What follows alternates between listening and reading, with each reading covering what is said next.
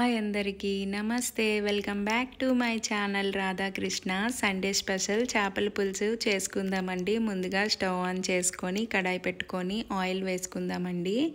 Oil heat అవ్వాలండి. Heat అయిన తరువాత ఇందులోకి పోపు దినుసుల్ని వేసుకుందామండి. జీరా, ఆవాలు వేసుకుంటున్నాం. కొంచెం చిటపటలాడిన తరువాత ఇందులోకి వామ్ వేసుకుందామండి. కొంచెం వామ్ వేసుకుంటే టేస్ట్ బాగుంటుందండి. ఒకసారి ఇలా ట్రై చేయండి. వాము అంతా బాగా వేగిపోయిన తర్వాత ఇందులోకి ఉల్లిపాయ, టమాటీ, అల్లం తెల్లుల్లి పేస్టు, ధనియాలు, మెంతులు వేసుకొని మిక్సీ పట్టుకున్నానండి. ఆ మిక్సీ పట్టిన దాన్ని ఈ పోపు దినుసుల్లో వేసుకుందాం.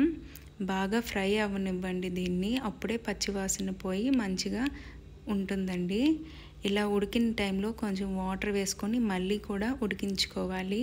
పచ్చివాసన పోయి మంచి వాసన వచ్చేటంత వరకు ఉడికించుకోండి.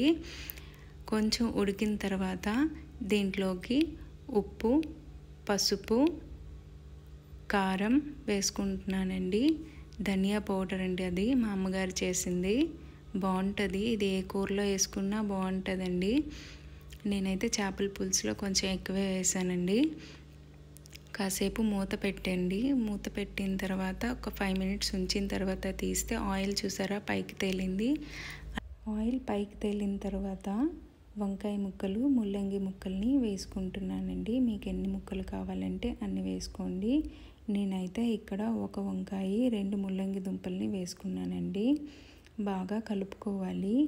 ఆ పేస్ట్ అంతా ఈ ముక్కలకి బాగా పట్టాలండి. మూత పెట్టుకుందాం. ఇప్పుడు పెద్ద నిమ్మకాయ సైజ్ అంత చింతపండు తీసుకుంటున్నాను. నేను ఇక్కడ లోటడ్ నీరు పోసుకుంటున్నానండి.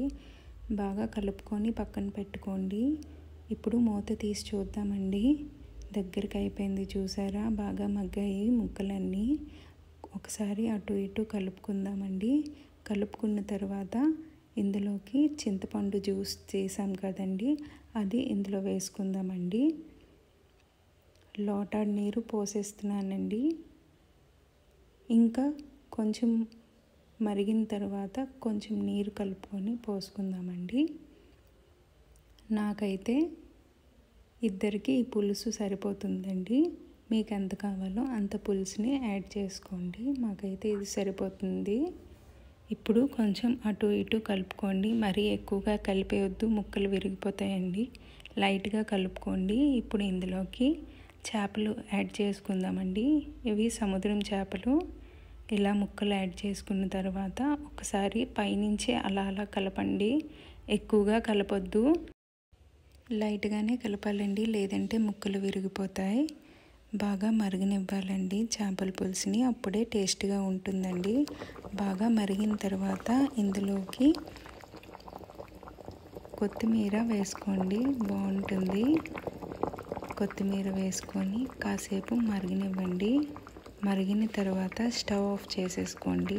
ఎంతో ఈజీగా టేస్టీగా ఉండే చేపల పులుసు రెడీ అండి. అంతే.